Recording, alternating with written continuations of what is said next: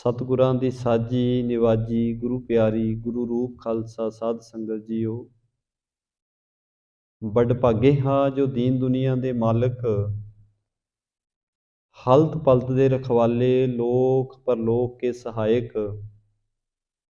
धन श्री गुरु ग्रंथ साहिब महाराज सच्चे पातशाह जी, तिन्हां दी पावन पवित्र हजूरी दे अंदर सामवेले दे सजे हुए दीवानां दियां प्रेम सहित हाजरियां भर रहे गुरु चरनां अंदर जुड़ करके सोदार रहराज साहिब जी दे पाठ श्रवण कीते हन। सतगुरां दे चरनां विच अरदास बेनतियां कीतियां ने। सतगुरां ने अपार किरपा कीती है। रब्बी बाणी दे पावन मुखवाक बख्शिश करके सानू सारिआं नूं निहाल कीता है। उपरंत सजे हुए दीवानां अंदर हाजरियां भर रहे हां गुरु के इतिहास की कथा, जो लड़ीवार रूप दे विच पावन स्थान ते चल रही है। इस दे नाल सांझ पाउण तो पहला गुरु चरनां विच सुरत नूं इकागर करिए, प्रेम सरधा भावना सहित गुर फतेह दी सांझ पाइए। कोई भी रसना गुरु फतेह तो वांझी ना रवे। प्रेम नाल आखो जी वाहिगुरू जी का खालसा वाहिगुरू जी की फतेह। सतगुरां दी अपार किरपा रहमत दा सदका चल रही गुर इतिहास की कथा विचों पावन प्रसंग आपां श्रवण कर रहे सी कि जगत दे मालिक धन गुरु नानक देव सच्चे पातशाह जी दिल्ली तो चले हन ते रस्ते विच जांदिआं ही भाई मरदाना जी दे मन विच ये विचार पैदा होया कि किन्ना चंगा होवे जे लोकी मेरे अगे नमस्कारां करन ते मेरे अगे आपो अपनियां भेटावां लैके आके चढ़ाउण। सतगुरु जी उहदे हिरदे की गल जान गए ते मुस्कुरा के कहन लगे, भाई मरदानिया तेरी इच्छा बहुत जल्दी असी पूरी कर देंदे। पर नाल ही सतगुरां ने समझाया, कहन लगे भलिया इन्हां कारजां विच जिंदगी का कोई लाभ नहीं।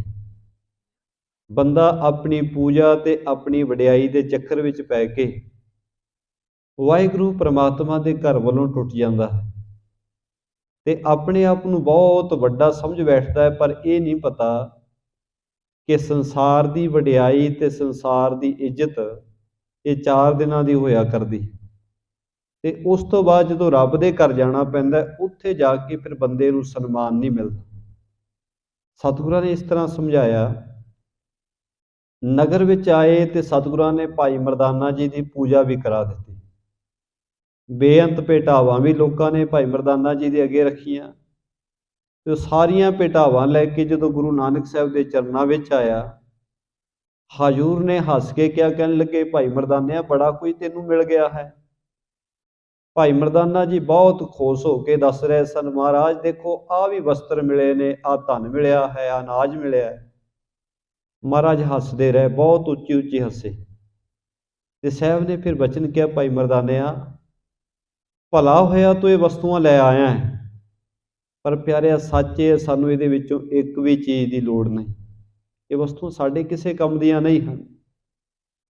भाई मरदानिया इन्हां नूं जे सुख लेना चाहुंदा इन्हां नूं वंड दे, वंडिया ही तेनू असीसां मिलनियां ने, वंडिया सुख मिलना है।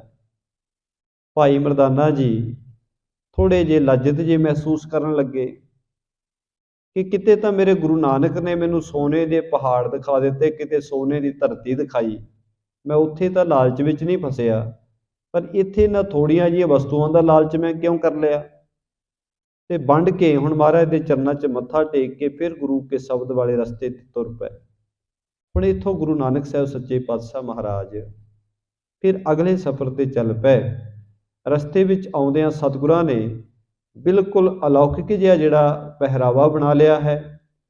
ऐसा पहरावा है जिहदे तो ना पता लगता है कि ये मुसलमान साधु ने ते ना ही पता लगता है कि हिंदू साधु हैं। बिल्कुल रलमा मिलमा जिहा पहरावा पा के गुरु नानक साहब महाराज चले आ रहे हैं। ते आउंदिआं आउंदिआं जदों कोई सवाल पुछदा है तो गुरु नानक साहब महाराज सारिआं नूं सच दा उपदेश दृढ़ कराउंदे आ रहे हैं। आओ कवि जी जिवें बयान कर रहे ने, प्रेम सहित आपां विचारना करिए। मार्ग चले जाहे जगतेसा, ਸਿਮਰੋ ਨਾਮ ਦੇਹ ਉਪਦੇਸਾ। ਹਜੂਰ ਆਪਣੇ ਰਾਹੇ ਰਾਹ ਜਾ ਰਹੇ ਹਨ। ਜਿੱਥੇ ਵੀ ਰੁਕਦੇ ਹਨ ਜਾਂ ਜਿਸ ਨੂੰ ਵੀ ਮਿਲਦੇ ਨੇ, ਇੱਕੋ ਹੀ ਉਪਦੇਸ਼ ਦਿੰਦੇ ਨੇ, ਭਾਈ ਵਾਹਿਗੁਰੂ ਜੀ ਦੇ ਨਾਮ ਦਾ ਸਿਮਰਨ ਕਰੋ। ਬਿਖੈ ਵਿਕਾਰਨ ਸਰਬ ਤਿਹਾਈ, ਸਤ ਸੰਗਤ ਸੇਵੋ ਮਨ ਲਾਈ। ਹਜੂਰ ਕਹਿੰਦੇ ਨੇ ਵਿਸੇ ਵਿਕਾਰਾਂ ਵਿੱਚ ਪਿਆ ਬੜੀ ਜ਼ਿੰਦਗੀ ਬਤੀਤ ਹੋ ਗਈ, ਹੁਣ ਵਿਸੇ ਵਿਕਾਰਾਂ ਦਾ ਖਹਿੜਾ ਛੱਡ ਦਿਓ ਤੇ ਸਤ ਸੰਗਤ ਵਿੱਚ ਪ੍ਰੀਤ ਲਾ ਕੇ ਪ੍ਰਮਾਤਮਾ ਜੀ ਦਾ ਸਿਮਰਨ ਕਰ ਲਓ। ਚੌਪਈ। ਸ੍ਰੀ ਅੰਗਦ ਸ੍ਰੇਸ਼ਟ ਗੁਣ ਖਾਨੀ, ਸੁੰਦਰ ਕਥਾ ਸੁਣੋ ਸੁਖਦਾਨੀ। ਭਾਈ ਵਾਲਾ ਜੀ ਕਹਿੰਦੇ ਨੇ, ਹੇ ਗੁਰੂ ਅੰਗਦ ਦੇ ਮਹਾਰਾਜ ਸੱਚੇ ਪਾਤਸ਼ਾਹ ਜੀ, ਤੁਸੀਂ ਬਹੁਤ ਸ੍ਰੇਸ਼ਟ ਗੁਣਾਂ ਦੀ ਖਾਣ ਹੋ, ਤੁਹਾਡੇ ਵਿੱਚ ਬੇਅੰਤ ਗੁਣ ਹਨ। ਇਹ ਸੁੱਖਾਂ ਦੇ ਦਾਤੇ, ਗੁਰੂ ਨਾਨਕ ਦੀ ਅਗਲੀ ਕਥਾ ਪ੍ਰੇਮ ਨਾਲ ਸੁਣੋ। ਵਿਚਰਤ ਬਾਹਰ ਭੇਖ ਅਸ ਧਰਕੈ, ਲੋਗਣ ਕੋ ਕਲਿਆਣ ਵਿਚਰਕੈ। ਹਜੂਰ ਬੜਾ ਅਲੌਕਿਕ, ਬੜਾ ਅਦਭੁਤ ਜਿਹਾ ਭੇਖ ਬਣਾ ਕੇ ਸੰਸਾਰ ਵਿੱਚ ਵਿਚਰ ਰਹੇ ਹਨ ਤੇ ਲੋਕਾਂ ਦੇ ਭਲੇ ਵਾਸਤੇ ਬੇਅੰਤ ਪਰਉਪਕਾਰ ਕਰ ਰਹੇ ਹਨ। ਸਤਿਗੁਰੂ ਬੇਅੰਤ ਲੋਕਾਂ ਦਾ ਭਲਾ ਕਰ ਰਹੇ ਨੇ, ਉਹਨਾਂ ਨੂੰ ਮਾੜੀ ਮੱਤ ਤੋਂ ਹਟਾ ਕੇ ਸ਼ੁਭ ਮੱਤ ਦੇ ਰਹੇ ਹਨ। ਆਰਾਮਤ ਕਰਤੇ ਸਹਿਜ ਸੁਭਾਏ, ਲਵਪੁਰ ਮਾਹੀ ਚਲ ਕਰ ਆਏ। ਹਜੂਰ ਗੁਰੂ ਨਾਨਕ ਸਾਹਿਬ ਸੱਚੇ ਪਾਤਸ਼ਾਹ ਮਹਾਰਾਜ ਚਲਦਿਆਂ ਚਲਦਿਆਂ, ਸਫ਼ਰ ਤੈਅ ਕਰਦਿਆਂ ਸਹਿਜ ਸੁਭਾਏ ਹੁਣ ਲਾਹੌਰ ਸ਼ਹਿਰ ਵਿਖੇ ਆ ਪਹੁੰਚੇ ਹਨ। ਹੋਤੋ ਕਸਾਵਪੁਰਾ ਜਿਹ ਥਾਨਾ, ਤਾਹਾਂ ਠਾਂਡ ਪੇ ਕਿਰਪਾ ਨਿਧਾਨਾ। ਉਸ ਵੇਲੇ ਲਾਹੌਰ ਸ਼ਹਿਰ ਦੇ ਵਿੱਚ ਕਵੀ ਜੀ ਕਹਿੰਦੇ ਬੁੱਚੜਖਾਨਾ ਸੀ, ਜਿੱਥੇ ਪਸ਼ੂਆਂ ਨੂੰ ਮਾਰਿਆ ਜਾਂਦਾ ਸੀ, ਜੀਵ ਹੱਤਿਆ ਕੀਤੀ ਜਾਂਦੀ ਸੀ। ਤੇ ਗੁਰੂ ਨਾਨਕ ਸਾਹਿਬ ਮਹਾਰਾਜ ਜੀ ਨੇ ਜਦੋਂ ਲਾਹੌਰ ਸ਼ਹਿਰ ਵਿੱਚ ਬਹੁਤ ਪਾਪ ਹੁੰਦਾ ਵੇਖਿਆ, ਬਹੁਤ ਸਾਰੇ ਜੀਵਾਂ ਦੀਆਂ ਹੱਤਿਆਵਾਂ ਹੁੰਦੀਆਂ ਵੇਖੀਆਂ, ਗੋਬਧ ਮਹਾ ਪਾਪ ਅਵਲੋਕਾ, ਪੁਰਾ ਤੁਰਕ ਤਪ ਲਖ ਦੇ ਸਰੋਕਾ। ਲੋਕ ਬੜੀ ਵੱਡੀ ਪੱਧਰ ਦੇ ਉੱਤੇ ਜੀਵ ਹੱਤਿਆ ਕਰ ਰਹੇ ਸਨ, ਵੱਡੇ ਪਾਪ ਕਮਾ ਰਹੇ ਸਨ। ਤੇ ਗੁਰੂ ਨਾਨਕ ਸਾਹਿਬ ਸੱਚੇ ਪਾਤਸ਼ਾਹ ਮਹਾਰਾਜ ਜੀ ਨੇ ਜਦੋਂ ਲੋਕਾਂ ਦੇ ਹਾਲਾਤ ਵੇਖੇ, ਪਾਪ ਕਰਮਾਂ ਵਿੱਚ ਗ੍ਰਸਤੀ ਹੋਈ ਇਹ ਧਰਤੀ ਨੂੰ ਵੇਖਿਆ, ਨਾ ਤੁਰਨਾਸ ਕਰਨੇ ਚੁਤਾਰੇ, ਤਦ ਪਕਰੋਵ ਸੋ ਗਿਰਾ ਉਚਾਰੇ। ਸਤਿਗੁਰਾਂ ਨੇ ਜਦੋਂ ਇਹਨਾਂ ਲੋਕਾਂ ਦੇ ਜੀਵਨ ਦੇ ਹਾਲਾਤ ਵੇਖ ਕੇ ਫਿਰ ਬਚਨ ਕੀਤਾ, ਲਾਹੌਰ ਸ਼ਹਿਰ ਜ਼ਹਿਰ ਕਹਿਰ ਸਵਾ ਪਹਿਰ। ਹਜੂਰ ਨੇ ਇਹ ਬਚਨ ਕਰ ਦਿੱਤੇ, ਲਾਹੌਰ ਸ਼ਹਿਰ ਜ਼ਹਿਰ ਕਹਿਰ ਸਵਾ ਪਹਿਰ, ਇਹ ਬਚਨ ਸਤਿਗੁਰਾਂ ਨੇ ਕੀਤੇ। ਚੌਪਈ। ਅਸ ਕਹਿ ਬੋਲੇ ਬਚਨ ਬਹੋਰੂ, ਸੁਣ ਵਾਲੇ ਅਵ ਤੁਰਕਣ ਜੋਰੂ। ਹਜੂਰ ਨੇ ਭਾਈ ਵਾਲਾ ਜੀ ਨੂੰ ਇਹ ਵੀ ਬਚਨ ਕੀਤੇ, ਕਹਿਣ ਲੱਗੇ, ਭਾਈ ਵਾਲਿਆ ਵੇਖ ਹੁਣ ਇਹਨਾਂ ਤੁਰਕਾਂ ਦਾ ਜ਼ੋਰ ਹੈ, ਮੁਸਲਮਾਨ ਮਤ ਨੂੰ ਮੰਨਣ ਵਾਲੇ ਲੋਕਾਂ ਦਾ ਬੜਾ ਜ਼ੋਰ ਹੈ, ਇਹ ਬਹੁਤ ਸਾਰੇ ਜ਼ੁਲਮ ਕਰ ਰਹੇ ਹਨ।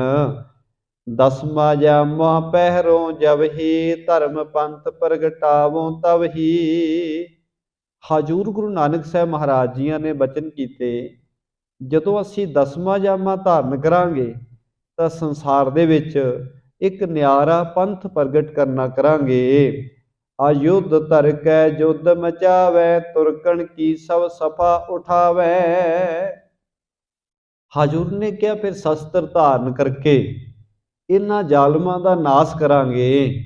ਮਹਾਪਾਪ ਸੋ ਦੇਹ ਹਟਾਈ, ਧਰਮ ਨੀਤ ਜੁਤ ਰਾਤ ਪੁਜਾਈ।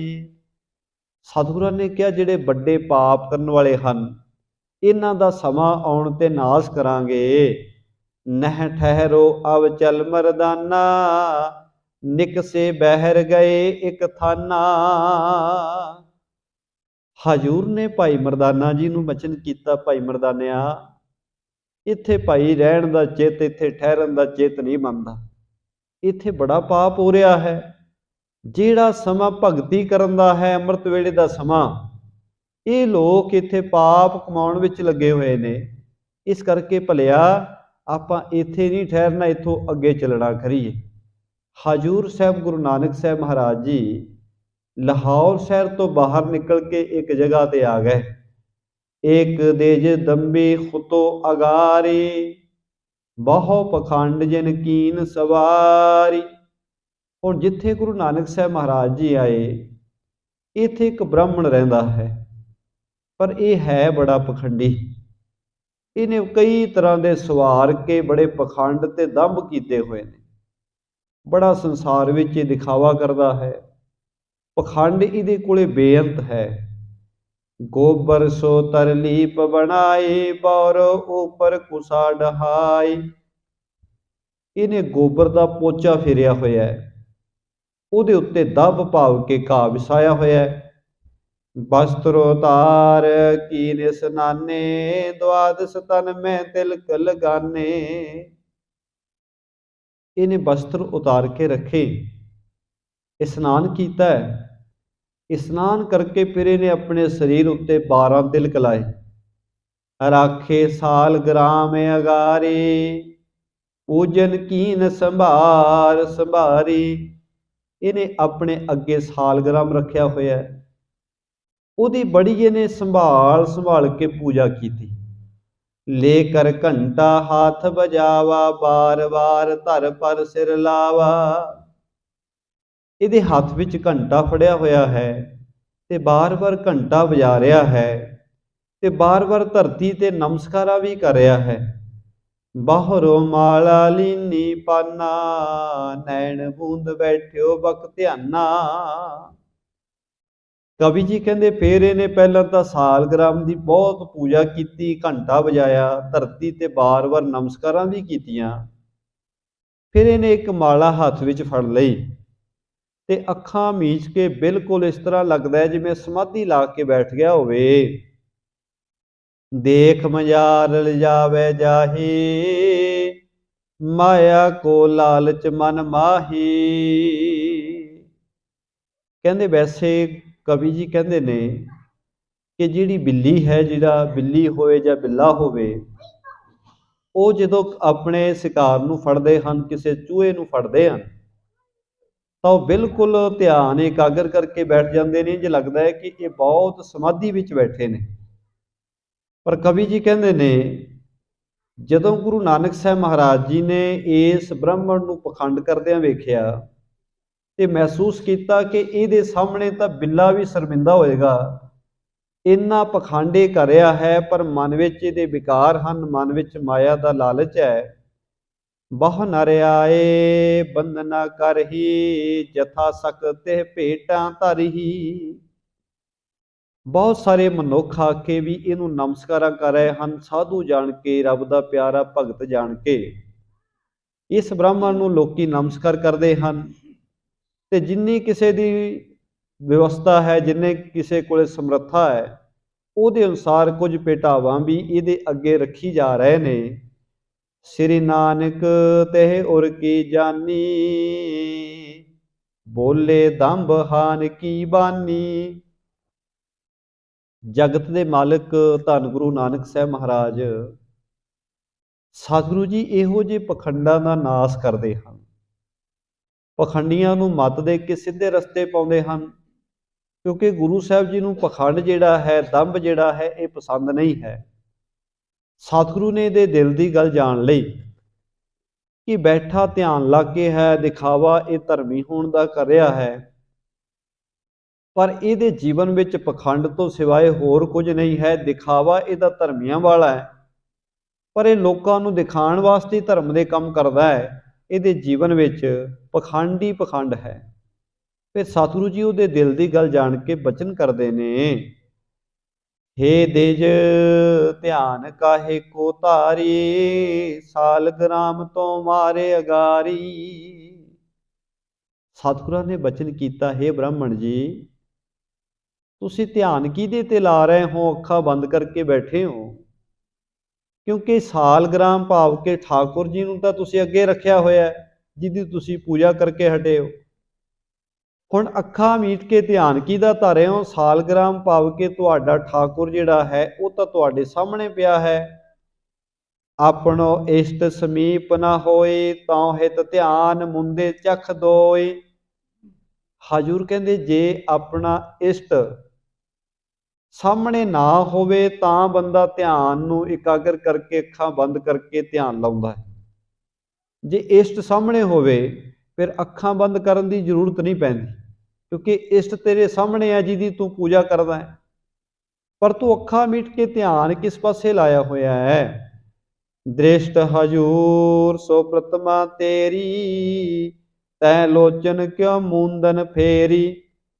ਹਜੂਰ ਕਹਿੰਦੇ ਜਿਹੜੀ ਮੂਰਤੀ ਹੈ ਤੇਰੇ ਇਸ਼ਟ ਦੀ, ਤੇਰੇ ਦੇਵਤੇ ਦੀ, ਉਹ ਤਾਂ ਤੇਰੀ ਨਜ਼ਰ ਦੇ ਸਾਹਮਣੇ ਪਈ ਹੈ, ਪਰ ਭਾਈ ਤੂੰ ਅੱਖਾਂ ਬੰਦ ਕਿਉਂ ਕਰਕੇ ਬੈਠਾ ਹੈ? ਇਹਦਾ ਕਾਰਨ ਕੀ ਹੈ?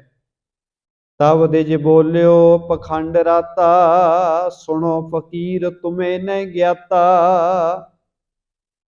ਅੱਗੋਂ ਉਹ ਬ੍ਰਾਹਮਣ ਜਿਹੜਾ ਪਖੰਡ ਕਰ ਰਿਹਾ ਸੀ, ਉਹ ਗੁਰੂ ਨਾਨਕ ਸਾਹਿਬ ਮਹਾਰਾਜ ਨੂੰ ਕਹਿੰਦਾ, ਹੇ ਫਕੀਰ ਸੁਣੋ, ਤੁਸੀਂ ਅਸਲੀ ਗੱਲ ਨੂੰ ਨਹੀਂ ਜਾਣ ਰਹੇ, ਤੁਹਾਨੂੰ ਸੱਚ ਦਾ ਨਹੀਂ ਪਤਾ। ਗੁਰੂ ਨਾਨਕ ਸਾਹਿਬ ਨੂੰ ਇਸ ਤਰ੍ਹਾਂ ਕਿਹਾ, ਪ੍ਰਤਮਾ ਕੀ ਸੇਵਾ ਕਰ ਲੀਨੀ, ਬਾਰ ਬਾਰ ਤਰ ਬੰਧਨ ਕੀਨੀ। ਕਹਿਣ ਲੱਗਾ, ਹੇ ਫਕੀਰ ਮੈਂ ਮੂਰਤੀ ਦੀ ਪੂਜਾ ਵੀ ਕਰ ਲਈ ਹੈ, ਬਾਰ ਬਾਰ ਧਰਤੀ ਤੇ ਆਪਣੇ ਇਸ਼ਟ ਨੂੰ ਬੰਦਨਾ ਵੀ ਕੀਤੀ ਹੈ। ਨੈਣ ਮੂੰਦ ਜਬ ਹੀ ਬ੍ਰਿਤ ਰੋਕੀ, ਹੋਵਤ ਹੈ ਸੁਧ ਮੁਝੇ ਤਰਲੋਕੀ। ਕਹਿਣ ਲੱਗਾ ਹੁਣ ਮੈਂ ਅੱਖਾਂ ਬੰਦ ਕਰਕੇ ਇਸ ਕਰਕੇ ਬੈਠਾ, ਕਿਉਂਕਿ ਜਦੋਂ ਮੈਂ ਅੱਖਾਂ ਬੰਦ ਕਰਕੇ ਧਿਆਨ ਇਕਾਗਰ ਕਰਦਾ ਹਾਂ ਤਾਂ ਮੈਨੂੰ ਤਿੰਨਾਂ ਲੋਕਾਂ ਦੀ ਸੋਝੀ ਹੋ ਜਾਂਦੀ। ਮੈਂ ਤਿੰਨਾਂ ਲੋਕਾਂ ਦੇ ਦਰਸ਼ਨ ਕਰਦਾ। ਅਸ ਕੈ ਬੈਠਿਓ ਲਾਏ ਤੇ ਅੰਨਾ, ਲੋਕ ਦਿਖਾਵਾ ਮਨ ਅਤਮਾਨਾ। ਕਹਿਣ ਲੱਗਾ ਤੁਸੀਂ ਹੁਣ ਮੈਨੂੰ ਧਿਆਨ ਲਾਉਣ ਤੋਂ ਹਟਾਓ ਨਾ, ਮੈਂ ਧਿਆਨ ਇਕਾਗਰ ਕਰਕੇ ਬੈਠਦਾ। ਗੁਰੂ ਸਾਹਿਬ ਨੂੰ ਇਸ ਤਰ੍ਹਾਂ ਬਚਨ ਕਰਕੇ ਫਿਰ ਧਿਆਨ ਲਾ ਕੇ ਬੈਠ ਗਿਆ। ਲੋਕ ਦਿਖਾਵਾ ਕਰਨ ਲੱਗਿਆ, ਪਰ ਮਨ ਉਹਦਾ ਜਿਹੜਾ ਹੈ ਉਹਦੇ ਵਿੱਚ ਅਹੰਕਾਰ ਵੀ ਹੈ ਤੇ ਪਖੰਡ ਵਿੱਚ ਵੀ ਰੰਗਿਆ ਹੋਇਆ ਹੈ। ਧਨ ਕੋ ਲਾਲਚ ਬਦੈ ਬਧੇਰਾ, ਜਿਉ ਆਵੈ ਤਿਉ ਚਹੈ ਕਨੇਰਾ। ਅੰਦਰ ਰੱਬ ਦੀ ਪ੍ਰੀਤ ਨਹੀਂ, ਕਿਉਂਕਿ ਜਿਹੜੇ ਰੱਬ ਦੇ ਪ੍ਰੇਮ ਵਾਲੇ ਨੇ, ਗੁਰੂ ਸਾਹਿਬ ਨੇ ਰੱਬ ਦੇ ਪ੍ਰੇਮ ਵਾਲਿਆਂ ਨੂੰ ਕਦੇ ਨਹੀਂ ਕਿਹਾ। ਸਤਿਗੁਰੂ ਕਹਿੰਦੇ ਹੀ ਉਹਨਾਂ ਨੂੰ ਨੇ ਜਿਹੜੇ ਦਿਖਾਵੇ ਰੱਬ ਦੇ ਪ੍ਰੇਮ ਦਾ ਕਰਦੇ ਹਨ, ਪਰ ਅੰਦਰ ਰੱਬ ਦਾ ਪ੍ਰੇਮ ਕੋਈ ਨਹੀਂ ਹੁੰਦਾ। ਤੇ ਗੁਰੂ ਸਾਹਿਬ ਜੀ ਵੇਖ ਰਹੇ ਹਨ ਕਿ ਇਹਦੇ ਅੰਦਰ ਤਾਂ ਲਾਲਚ ਵਧਿਆ ਹੋਇਆ ਹੈ। ਇਹ ਜਿਵੇਂ ਕਿਵੇਂ ਕਰਕੇ ਲੋਕਾਂ ਨੂੰ ਭਰਮਾਂ ਵਿੱਚ ਪਾ ਕੇ ਮਾਇਆ ਪ੍ਰਾਪਤ ਕਰਨੀ ਚਾਹੁੰਦਾ ਹੈ। ਕੋ ਮਤ ਕਦਨ ਕੋ ਸ੍ਰੀ ਜਗ ਸਾਈ, ਠਾਕੁਰ ਚੌਂਕੀ ਦੀਨ ਉਡਾਈ। ਸਤਿਗੁਰਾਂ ਨੇ ਇਹਨੂੰ ਭੈੜੀ ਮੱਤ ਤੋਂ ਹਟਾ ਕੇ ਚੰਗੇ ਪਾਸੇ ਲਾਉਣ ਵਾਸਤੇ, ਇਹਨੂੰ ਪਖੰਡ ਵਿੱਚੋਂ ਕੱਢਣ ਵਾਸਤੇ ਸਤਿਗੁਰਾਂ ਨੇ ਇੱਕ ਕੌਤਕ ਰਚਿਆ। ਜਿਹੜੀ ਠਾਕੁਰ ਦੀ ਅੱਗੇ ਨੇ ਮੂਰਤੀ ਰੱਖੀ ਸੀ, ਸਾਲਗ੍ਰਾਮ ਰੱਖਿਆ ਸੀ, ਸਤਿਗੁਰਾਂ ਨੇ ਉਹ ਉੱਥੋਂ ਹਟਾ ਦਿੱਤੀ, ਉਹਦੇ ਅੱਗੋਂ ਬਿਲਕੁਲ ਚੁੱਕ ਦਿੱਤੀ ਹੈ। ਏਕ ਮਹੂਰਤ ਬੀਤੇ ਪਾਛੇ, ਬ੍ਰਿਪ ਬਿਲੋਕਣ ਲਾਗਿਓ ਆਛੇ। ਹੁਣ ਜਿਸ ਵੇਲੇ ਉਹਦੇ ਠਾਕੁਰ ਦੀ ਮੂਰਤੀ ਸਾਲਗ੍ਰਾਮ ਜਿਹੜਾ ਹੈ ਗੁਰੂ ਸਾਹਿਬ ਨੇ ਉਹਦੇ ਅੱਗੋਂ ਹਟਾ ਦਿੱਤੀ, ਕੁਝ ਸਮੇਂ ਦੇ ਬਾਅਦ ਜਦੋਂ ਬ੍ਰਾਹਮਣ ਨੇ ਹੌਲੀ ਦੇ ਕੇ ਅੱਖਾਂ ਖੋਲ੍ਹੀਆਂ ਤੇ ਆਲੇ ਦੁਆਲੇ ਵੇਖਣ ਲੱਗਿਆ, ਠਾਕੁਰ ਚੌਂਕੀ ਜਵੈ ਨ ਪਾਏ, ਕਰਤ ਬਿਰਲਾ ਪਰਹਿਓ ਕਗਰਾਏ। ਅੱਖਾਂ ਖੋਲ੍ਹ ਕੇ ਵੇਖਿਆ, ਮੇਰਾ ਠਾਕੁਰ ਜਿਹੜਾ ਹੈ, ਠਾਕੁਰ ਦੀ ਮੂਰਤੀ ਜਿਹੜੀ ਹੈ, ਉਹਦੀ ਚੌਂਕੀ ਇੱਥੇ ਦਿਖਾਈ ਨਹੀਂ ਦੇ ਰਹੀ। ਇੱਧਰ ਉੱਧਰ ਵੇਖਣ ਲੱਗਾ, ਚਿੰਤਾ ਤੁਰ ਹਵੇ ਲੋਕਨ ਪੁੱਛਾ, ਦੀਨੋ ਉੱਤਰ ਸਭ ਨੈ ਚੂਚਾ। ਬੜਾ ਘਬਰਾਇਆ, ਬੜਾ ਚਿੰਤਾ ਵਿੱਚ ਆ ਗਿਆ। ਨਾ ਮੂਰਤੀ ਦਿਖਦੀ ਹੈ ਤਾਂ ਮੂਰਤੀ ਦੇ ਅਗਲੇ ਚੜਾਵਾ ਵੀ ਕੋਈ ਨਹੀਂ ਦਿਖ ਰਿਹਾ। ਬੜਾ ਘਬਰਾ ਗਿਆ ਤੇ ਇੱਧਰੋਂ ਉੱਧਰੋਂ ਜਿਹੜੇ ਲੋਕ ਬੈਠੇ ਸਨ ਉਹਨਾਂ ਨੂੰ ਪੁੱਛਣ ਲੱਗਾ, ਪਰ ਕਿਸੇ ਨੇ ਕੋਈ ਜਵਾਬ ਨਾ ਦਿੱਤਾ। ਬੂਝਿਓ ਪ੍ਰਭੂ ਕਹੋ ਦਿਜ ਗਾਥਾ, ਅਬ ਤੂੰ ਹੋਤੋ ਹਰਖ ਕੇ ਸਾਥਾ।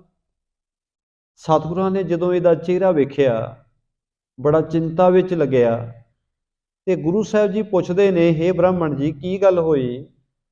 ਅਬ ਤੋਂ ਹੋਤੋ ਹਰਖ ਕੇ ਸਾਥਾ, ਹੁਣੇ ਤਾਂ ਤੁਸੀਂ ਬੜੇ ਖੁਸ਼ ਬੈਠੇ ਸੀ, ਤੁਹਾਡਾ ਚਿਹਰਾ ਬੜਾ ਦਗਦਗ ਕਰ ਰਿਹਾ ਸੀ, ਬੜੇ ਆਨੰਦ ਵਿੱਚ ਬੈਠੇ ਸੀ। ਕਿਉਂ ਬਿਹਬਲ ਬਿਰਲਾਪ ਪਕਾਰਾ, ਕੋ ਕਾਰਜਗਾ ਬਿਗਰ ਤੁਮਾਰਾ। ਹਜੂਰ ਕਹਿਣ ਲੱਗੇ, ਹੇ ਬ੍ਰਾਹਮਣ, ਹੁਣੇ ਕੁਝ ਸਮਾਂ ਪਹਿਲਾਂ ਤੇਰੇ ਚਿਹਰੇ ਤੇ ਬੜੀ ਰੌਣਕ ਸੀ, ਪਰ ਹੁਣ ਤੇਰੇ ਚਿਹਰੇ ਤੇ ਬੜਾ ਦੁੱਖ ਨਜ਼ਰ ਆ ਰਿਹਾ ਹੈ। ਬੜੇ ਵਿਆਕੁਲ ਲੱਗ ਰਹੇ ਹੋ, ਬੜਾ ਬਿਰਲਾਪ ਕਰ ਰਹੇ ਹੋ। ਐਸਾ ਕਿਹੜਾ ਕਾਰਜ ਤੁਹਾਡਾ ਵਿਗੜ ਗਿਆ ਹੈ? ਕੀ ਗੱਲ ਹੋ ਗਈ? हे संतो जे साल ग्रामा, काहो चुराए लीन अविरामा। ब्राह्मण कहन लगा, हे संत जी, ਜਿਹੜਾ मैं सामने चौंकी ते अपना सालग्राम टिका के रखिया सी, मेरा ठाकुर रखिया सी, वेखो कैसा समा आ गया है, मेरा ठाकुर किसी ने चुरा लिया है। कित कहो तो तन चौंकी माही, रहे बूझ को देवत नाही। कहन लगा, हे संत जी, इकल्ली मेरे ठाकुर दी मूर्ति इत्थों चोरी नहीं कीती, जिहड़ी उहदे अगे लोकां ने भेटा रखी सी, जिहड़ा धन भी रखिया सी, वो भी सारा किसी ने चुक लिया है। वेखो मैं लोकां कोलों पुछ भी रहा हाँ, पर कोई जवाब नहीं दे रहा, कोई दस नहीं रहा कि मेरे ठाकुर दी मूर्ति ते उहदे अगे रखी हुई भेटा किसने चुक लई है। गुरु कहे सुध तुझे तरलोकी, धरो ध्यान को देहो बलोकी। गुरु नानक साहब महाराज सच्चे पातशाह जी कहन लगे, पंडित जी, तुसीं हुणे ही बचन कीता सी कुछ समा पहला ही कि जदों मैं ध्यान एकाग्र करके बैठदा हाँ तां मैनूं तिन्ने लोकां दी सोझी हो जांदी। तिन्ने लोकां दा मतलब है तुसीं मात लोक बारे भी जाणदे हो, तुसीं पताल लोक बारे भी जाणदे हो, ते तुसीं देवलोक बारे भी जाणदे हो। सारी कायनात दी तुहानूं सोझी है, कित्थे की वापर रिहा तुहाडे ध्यान विच है, तुसीं आप ही बचन कीता है। ते कहण लगे गुरु नानक साहब महाराज कहंदे, धरो ध्यान को लिखो बिलोकी। तुहाडे ठाकुर दी जिहड़ी चौंकी सी वो किते होर लोक विच तां नहीं गई, वो तां इसे मात लोक विच ही किते ना किते होएगी, इत्थे आस पास किते होवेगी। इस करके तुसीं ध्यान एकाग्र करके वेखना करो, अपने ध्यान राही वेखना करो। कहाँ दुरावे गो तेह जानी, नीके देख ले हो सब थाई।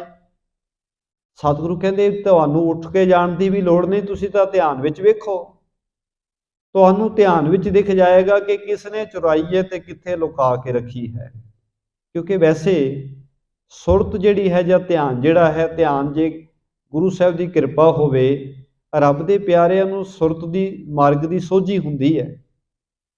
गुरु नानक साहब महाराज आप सुरती दे मार्ग राही चलते रहे ने, पर जिहड़ा पखंड करता है, दिखावा करता है, जिवें अज भी बहुत पखंड बहुता हो रहा है इहो जिहियां गल्लां दे पिछे, उस समय भी इस तरह के पखंडी सन। ते गुरु नानक साहब महाराज इसे करके दे पखंड का भांडा भन रहे ने। साहब कहंदे, तुसीं ध्यान ला के वेखो, तुसीं कहा तिन्ने लोकां दी सोझी है, हुण तुहाडी वस्तु चोरी हुई है, तुसीं ध्यान ला के वेखना करो ये वस्तु है कित्थे है। सुन के बेअंग बचन दिज जानी, इनकी दृष्ट विखै कित थानी। हुण क्योंकि वो ब्राह्मण है बड़ा विद्वान सी, वो गुरु साहब जी के व्यंग नूं समझ गया कि गुरु साहब जी की कहना चाहते हैं, क्योंकि उन्होंने पता लग गया कि इस साधु नूं मेरी असलीयत का पता है कि मैनू कुछ भी समझ नहीं है, मैनू दिखता कुछ नहीं। झूठ त्याग तब साच बखाना, पेट के हेत होती गुजराना। उस ब्राह्मण ने जदों इस गल नूं समझ लिया कि ये साधु तो मेरे बारे जानदा, इस करके इन्होंने मेरे ते व्यंग किया। व्यंग करन दा भाव हुंदा है कि गल हासे विच भी पाउणी ते उहदे राही कोई संदेश भी दे देना। हुण गुरु साहब जी ने जदों व्यंगमई ये सारी घटना उहदे सामने पेश की, इन्हें समझ गया कि सारी खेड इस साधु दी है, भाव कि गुरु नानक साहब ने ये खेड रची है, मेरी चौंकी इन्हां ने किते रखनी कीती है। ते उहने फिर एक पल नहीं लाया, उन्हें पता लग गया कि पूरा साधु है। उन्हें झूठ छड़ दिता ते सच बोलिया। कहन लगा, महाराज सच ही है, मैं अपने पेट की खातर इस तरह का पखंड करता हाँ, अपने गुजारे वास्ते, अपनी रोजी रोटी दे वास्ते पखंड मैं धारण किया होया है। चौपाई कह कर कूर जीव का लेओ, पालन निज परिवार करेओ। कहने लगा, हे महापुरखो, हे साधु जनो, तुसी क्यों मेरा ये सारा पखंड उगाड़ रहे हो? मेरा तो कार्य है, मेरा कम है, मैं झूठ बोल के रोजी कमाਉਂਦਾ हाँ। कह कर कूर जीविका लियो, मैं तो झूठ बोल के अपने गुजारा करदा हाँ। पालन निज परिवार करियो, मैं अपने परिवार की पालना करनी है, ते परिवार की पालना वास्ते मैं इस झूठ का आसरा लै रहा हाँ। हवै लोकन मेहमान कनेरा, लखो पखंड संत जी मेरा। गुरु साहब नूं कहंदा, महाराज लोकां विच जेड़ा मेरा बड़ा मान है कि बड़ा साधु है, बड़ा भगती वाला बंदा है, पर तुसी मेरा ये पखंड जान लिया है, तुहानूं पता लग गया मेरे इस पखंड दे बारे। लोकां दे मनां विच ये गल है कि मैं इत्थे बैठ के पूजा करदा ते भगती करदा अखां मीच के, पर है मेरा जो पखंड है वो तुसी जान गए हो। तिस मूरत कर रोजी हमरी, देहो बताए डीठ मैं तुमरी। कहने लगा, महाराज वो मूर्ति दे करके मेरी रोजी रोटी चलती है, किरपा करो दस दो वो मूर्ति कित्थे है, कित्थे लुकाउणी कीती है। अब लोक्यो जो लेवत कोई, मुझे जनाए दीजिए सोई। महाराज हुण मैं सच दस दिता है कि मेरे को कोई ध्यान नहीं, मैनू कोई तीन लोक नहीं दिखते, ये तो मेरी रोजी रोटी का साधन है, ये मैं तो गुजारे का साधन बनाया है। बस किरपा करो दस दो मेरी रोजी रोटी का साधन जिहड़ी मूर्ति है किने चुकी है ते कित्थे लुकाई है, किरपा करके मैनू दस दो। किरपा धार बोले गुण खानी, तजो झूठ बोलन की बाणी। गुरु नानक साहब महाराज कहने लगे, हे ब्राह्मण जी क्यों झूठ बोलते हो? इस झूठ बोलन की जिहड़ी बाण है ये आदत नूं त्याग दिओ। सो दे आत्मै जप हर नामो, तजो पखंड केर सब कामो। हुण तुसी वैसे भी तो समा ला ही रहे हो, अखां बंद करके बैठते हो ते माला भी फेर रहे हो। इहदे नालों चंगा होवे जे तुसी सुध आत्मे जपना करो। हुण पखंड कर रहे हो, दिखावा कर रहे हो नाम जपण दा, पर जे इन्ना ही समा किते सुध आत्मे उहनूं जपण ते ला लओ, ये पखंड दे कारज त्याग देवो। सद ही करिए साच बखाना, करवावे श्री प्रभ गुजराना। महाराज कहन लगे, जे तुसी सच बोलो, सच दे रस्ते ते तुरो, परमात्मा जी नूं शुद्ध मन नाल ध्याना करो, ते ये सच है परमात्मा तुहाडा गुजारा होर भी सोहना चलाएगा। क्योंकि हुण तुसी पखंड कर रहे हो रब दे नाम दे उत्ते, वाहिगुरू दे नाम दे उत्ते झूठ बोल रहे हो, ते तां तुसी कहने हो मेरा गुजारा चलदा है। पर जे सच बोलोगे, उस मालिक जी का नाम प्रेम नाल जपोगे, तुहाडा गुजारा क्यों नहीं वाहिगुरू चलाएगा। इस करके तुसी झूठ बोलना त्यागो, सच दे रस्ते ते तुरो, ते वाहिगुरू जी तुहाडी बांह फड़ लैणगे। जो करता सब की प्रतपारा, क्या तुमको न दे आहारा। हजूर ने क्या, जिहड़ा करता पुरख वाहिगुरू परमात्मा जिहड़ा सारियां दा पिता बन के पालना करदा है, वो तुहाडा गुजारा क्यों नहीं कराएगा, तुहानू भोजन क्यों नहीं देगा, तुहाडी रोजी रोटी का साधन क्यों नहीं बनाएगा। दोहरा दिज कह कूर विहीन जग, चले न कब गुजरान। सब पखंड को पूजै, साच न सके पछाण। हुण ब्राह्मण ने बेनती की, साडे संसार का सच बयान किया।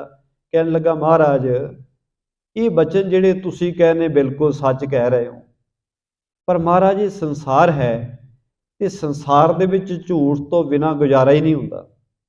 संसार दे लोकी पखंडां नूं ज़्यादा पूजदे ने, सब पखंड को पूजे, सारे पखंड नूं पसंद करदे हन, पखंड की पूजा ज़्यादा हुंदी है। साच ना सके पछाण, सच नूं कोई पहचानदा ही नहीं है, सच वाले पासे कोई तुरना ही नहीं चाहुंदा, ते झूठ ते पखंड दे नाल बंदे दा चंगा सारा कुछ चलदा है। चौपई झूठ बोल बाते बहु जानै, भेख दम को नरसन मानै। हुण पंडित ने भी सच बयान कर दिता महाराज दे अगे। कहंदा, महाराज जिन्ना झूठ बोलीए ਉਨੇ ਹੀ ਲੋਕ ਜ਼ਿਆਦਾ ਸਨਮਾਨ ਕਰਦੇ ਹਨ। ਜਦੋਂ ਪਖੰਡ ਦਾ ਭੇਖ ਬਣਾਈਏ, ਭੇਖ ਦੰਭ ਕੋ ਨਰ ਸਨਮਾਨ ਹੈ। ਪਖੰਡ ਦੇ ਭੇਖ ਨੂੰ ਲੋਕ ਬਹੁਤ ਸਨਮਾਨ ਕਰਦੇ ਨੇ, ਬਹੁਤ ਜ਼ਿਆਦਾ ਸਤਿਕਾਰ ਦਿੰਦੇ ਨੇ। ਹੇਤ ਜੀਵ ਕਾ ਕੀਨ ਬਣਾਓ, ਸੋ ਕੇ ਲੀਨੋ ਕਰਨੈ ਪਾਉ।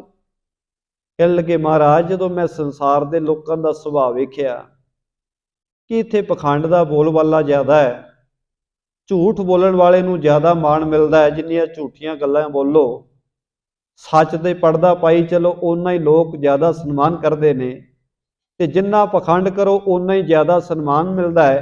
ਕਹਿਣ ਲੱਗਾ ਮਹਾਰਾਜ, ਫਿਰ ਮੈਂ ਉਸੇ ਤਰ੍ਹਾਂ ਹੀ ਸੰਸਾਰ ਦੀ ਜਿਵੇਂ ਸੁਭਾਅ ਸੀ, ਮੈਂ ਵੀ ਉਸੇ ਤਰ੍ਹਾਂ ਦੀ ਜੀਵਿਕਾ ਬਣਾ ਲਈ।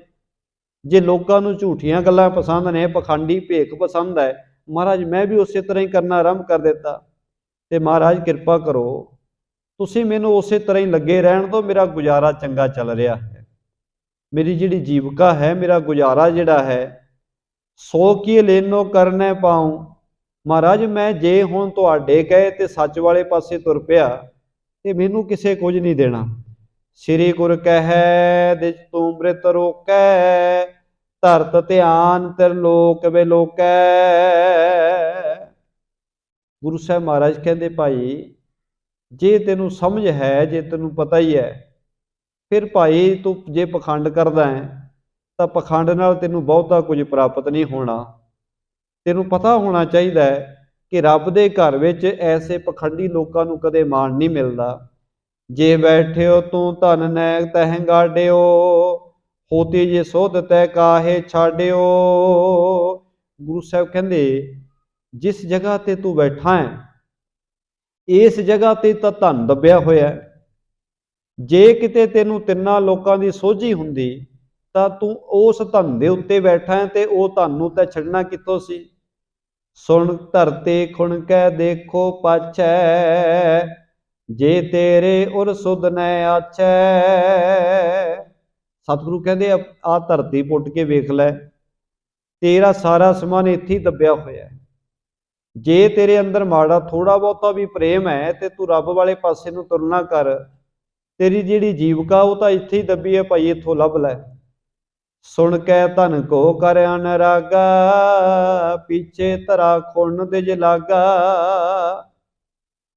ਜਦੋਂ ਗੁਰੂ ਸਾਹਿਬ ਨੇ ਇਹਨੂੰ ਦੱਸ ਦਿੱਤਾ ਕਿ ਤੇਰੀਆਂ ਵਸਤੂਆਂ ਤਾਂ ਇੱਥੇ ਦੱਬੀਆਂ ਨੇ ਭਾਈ, ਹੋਰ ਨਹੀਂ ਕਿਤੇ ਗਈ, ਉਹ ਫਟਾਫਟ ਧਰਤੀ ਪੁੱਟਣ ਲੱਗ ਪਿਆ। ਦੋਹਰਾ ਦਰਬ ਨਿਕਾਸ ਹਰਾਨ ਪਾਇ, ਅੰਤਰ ਜਾਮੀ ਚੀਨ। ਬਿਕਸੇ ਸ੍ਰੀ ਗੁਰ ਬਦਨ ਤੇ, ਸ਼ਬਦ ਬਖਾਨਣ ਕੀਨ। ਜਦੋਂ ਉਹਨੂੰ ਧਨ ਮਿਲ ਗਿਆ, ਉਹਦੀ ਮੂਰਤੀ ਮਿਲ ਗਈ, ਬੜਾ ਖੁਸ਼ ਹੋਇਆ। ਤੇ ਗੁਰੂ ਸਾਹਿਬ ਜੀ ਨੂੰ ਜਾਣ ਗਿਆ ਕਿ ਗੁਰੂ ਸਾਹਿਬ ਜੀ ਸੱਚਮੁੱਚ ਹੀ ਅੰਤਰਜਾਮੀ ਵੀ ਨੇ, ਤੇ ਗੁਰੂ ਸਾਹਿਬ ਕੋਲੇ ਵੱਡੀ ਸਮਰੱਥਾ ਵੀ ਹੈ। ਬਿਕਸੇ ਸ੍ਰੀ ਗੁਰ ਬਦਨ ਕੇ, ਸ਼ਬਦ ਬਖਾਨਨ ਕੀਨ। ਹੁਣ ਗੁਰੂ ਸਾਹਿਬ ਜੀ ਨੇ ਇਹਦੇ ਸਾਰੇ ਜੀਵਨ ਦੇ ਹਾਲਾਤ ਨੂੰ ਵੇਖ ਕੇ ਹੱਸ ਕੇ ਫਿਰ ਸਤਿਗੁਰਾਂ ਨੇ ਇੱਕ ਪਾਵਨ ਸ਼ਬਦ ਉਚਾਰਨ ਕੀਤਾ ਹੈ। ਧਨਾਸਰੀ ਮਹੱਲਾ ਪਹਿਲਾ, ਘਰ ਤੀਜਾ। ਇੱਕ ਓੰਕਾਰ ਸਤਿਗੁਰ ਪ੍ਰਸਾਦ। ਧਨਾਸਰੀ ਰਾਗ ਵਿੱਚ ਤੀਸਰੇ ਘਰ ਵਿੱਚ ਗੁਰੂ ਨਾਨਕ ਸਾਹਿਬ ਮਹਾਰਾਜ ਜੀ ਫਿਰ ਸ਼ਬਦ ਗਾਉਣ ਲੱਗ ਪਏ। ਕਾਲ ਨਾਹੀ ਜੋਗ ਨਾਹੀ, ਨਾਹੀ ਸਤ ਕਾ ਢੱਬ। ਥਾਨ ਸਟ ਜਗ ਭ੍ਰਿਸ਼ਟ ਹੋਏ, ਡੂਬਤਾ ਇਵ ਜਗ। ਗੁਰੂ ਸਾਹਿਬ ਕਹਿੰਦੇ ਸਮਾਂ ਨਹੀਂ, ਲੋਕ ਸੱਚ ਦੇ ਮਾਰਗ ਨੂੰ ਜਾਣ ਹੀ ਨਹੀਂ ਰਹੇ ਹਨ। ਸੰਸਾਰ ਦੇ ਜਿੰਨੇ ਪੂਜਾ ਦੇ ਸਥਾਨ ਨੇ ਉਹ ਵੀ ਸਾਰੇ ਪਲੀਤ ਹੋ ਗਏ ਨੇ। ਨਾਮ ਤੋਂ ਬਿਨਾਂ ਸਾਰੇ ਸੰਸਾਰ ਡੁੱਬਦਾ ਜਾ ਰਿਹਾ ਹੈ, ਕਿਉਂਕਿ ਧਾਰਮਿਕ ਸਥਾਨਾਂ ਤੇ ਬਹੁਤ ਪਖੰਡ ਹੋ ਰਿਹਾ। ਇਹ ਉਸ ਬ੍ਰਾਹਮਣ ਵਰਗੇ ਹੋਰ ਕਿੰਨੇ ਬ੍ਰਾਹਮਣ ਸਨ ਜਿਹੜੇ ਅੱਜ ਵੀ ਬਹੁਤ ਸਾਰੇ ਲੋਕ ਜਿਹੜੇ ਧਰਮ ਦੇ ਦੁਨੀਆ ਵਿੱਚ ਵਿਚਰਦੇ ਹਨ। ਇਹ ਸਾਡੇ ਸੰਸਾਰ ਦੀ ਵੈਸੇ ਸੁਭਾਅ ਵੀ ਹੈ। ਜੇ ਕੋਈ ਪਖੰਡ ਕਰਨ ਵਾਲਾ ਆ ਜਾਏ ਤੇ ਲੋਕੀ ਉਹਦੀ ਮਾਨਤਾ ਬਹੁਤੀ ਕਰਦੇ ਹਨ, ਪਰ ਜੇ ਕੋਈ ਸੱਚ ਬੋਲੇ, ਸੱਚ ਨੂੰ ਕੋਈ ਪ੍ਰਵਾਨ ਛੇਤੀ ਨਹੀਂ ਕਿਤੇ ਕਰਦਾ। ਸੱਚ ਨੂੰ ਪ੍ਰਵਾਨ ਕਰਨ ਵਾਲਾ ਕੋਈ ਵਿਰਲਾ ਹੁੰਦਾ ਹੈ, ਪਰ ਝੂਠ ਦੇ ਪਿੱਛੇ ਵੱਡੀਆਂ ਵੱਡੀਆਂ ਡਾਰਾਂ ਇਕੱਠੀਆਂ ਹੋ ਜਾਂਦੀਆਂ। ਪਖੰਡ ਨੂੰ ਬਹੁਤ ਦੁਨੀਆ ਪਸੰਦ ਕਰਦੀ ਹੈ। जिन्ना ज़्यादा किसी नूं पखंड विच फसावे उन्ने ही ज़्यादा लोकी लुट्टे जाते हैं, लुट्टण वास्ते तैयार ही बैठे रहते हैं। अजकल आपां वेखदे ही हाँ, कोई कहता जी ये समोसे खवा खवा के लुट्टी जा रहा है, कोई नवीआं नवीआं गल्लां दसदा, वो पर्चियां बना के दसी जा रहा है, तो लोकी हज़ारां की गिणती विच अज उन्हां पखंडियां दे सामने बैठे, चाहे सारा कुछ प्रतੱਖ पता भी लग रहा हुंदा है कि बिल्कुल कोरा पखंड चल रहा है। आ जिहड़ा हुणे काफ़ी मशहूर टैलीविजन ते चलदा है, वो पर्चियां बनाउंदा लोकां दियां।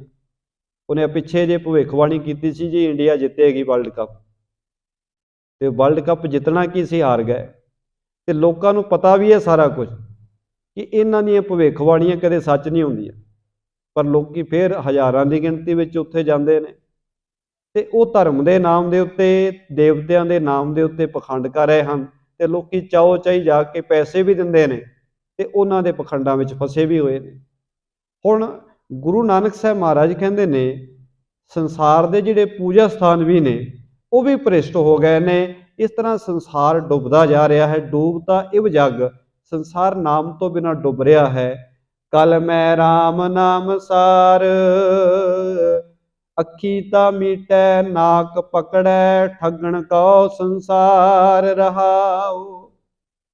हजूर ने कहा जिहड़ा समा चल रहा है कलयुग का, इहदे विच परमात्मा जी का नाम ही सब तो श्रेष्ठ है, पर लोग जिहड़े पखंडी लोग हैं की करते हैं, अखी ता मीटै, अखां बंद कर लेंदे हैं संसार नूं धोखा देण वास्ते, नाक पकड़े नक फड़ के बैठ जाते हैं। ते कारण की है, ठगण को संसार, ठगना है लोगों नूं पखंडां विच फसा के लोगों कोलों माया इकट्ठी करनी है।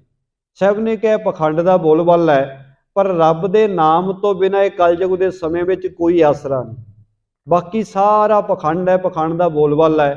हुण पखंड जिहड़ा है ये बहुती देर नहीं चलता, पर लोगों का सुभाव बन गया, पहला एक कोलों लुट के जाते हैं, फिर दूसरे तो लुट्टण वास्ते तैयार हो जाते हैं।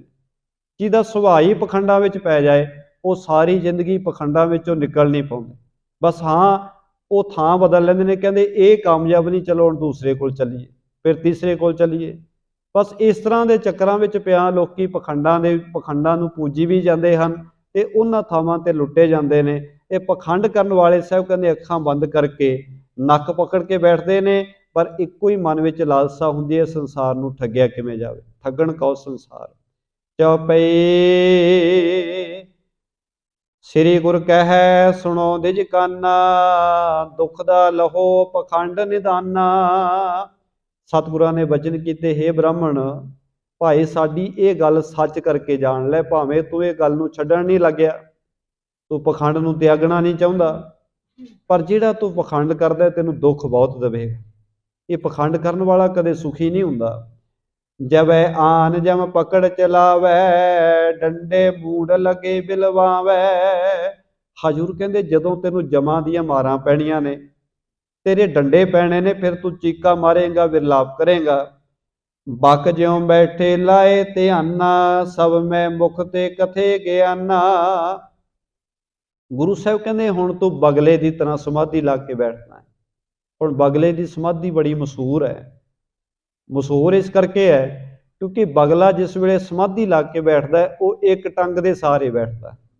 वो किते बैठा किते बगले नूं वेखो, आपां पंजाब दे विच छप्पड़ां विच बैठे बगले वेखे ने, वो अखां बंद कर लैंदा, एक पैर उहने एक टंग वो तां चुकी हुंदी ते इंज जापदा हुंदा है कि वेखो ये तां किन्ने प्रेम दे विच भगती कर रहा है, एक टंग ते खड़े होके भगती कर रहा है, पर वो बिल्कुल थोड़ियां थोड़ियां अखां खोल के वेखदा रहिंदा है कि कोई डड्डी कोई छोटी जी कोई मछली उहदे नेड़े आ जाए। पैर इस करके चुक के रखता है कि मौके ते पैर चुकण विच समय ही ना लग जाए। वो पैर पहले चुक के रखता है कि जदों भी कोई जीव जलदा उहदे सामने आएगा एकदम पैर अगे रख के उहनूं फड़ लवांगा। पर उहदा ध्यान जिहड़ा हुंदा है अखां बंद हुंदियां ने ते समाधि ला के बैठा हुंदा, इस करके उहनूं बगले की समाधि कहा गया। ते जिहड़ा पखंडी बंदा है पखंड करदा समाधि लाउण दा, उहनूं भी बगले की समाधि कहा गया। गुरु साहब कहंदे बक ज्यों बैठे लाए ध्याना, भाई तू इस तरह बैठदा जिवें बगला ध्यान ला के बैठदा है।